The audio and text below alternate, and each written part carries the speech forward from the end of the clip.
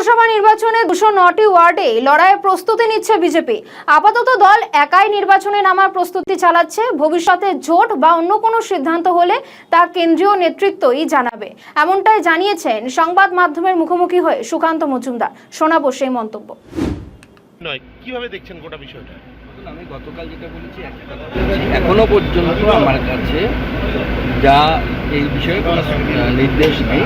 আমরা সবাই মিলে আলোচনা করে ঠিক করবো যে আগামী দিনে কী হবে। এখনো পর্যন্ত বিজেপির সাথে অন্য কেউ জোট করবে এরকম নির্দেশ পার্টির তরফ থেকে আসেনি। ভবিষ্যতে যদি আসে তখন আমরা ভাববো, আমরা সেরকম চিন্তা ভাবনা করবো। আপাতত আমরা 209টি ওয়ার্ডেরই প্রস্তুতি নিচ্ছি।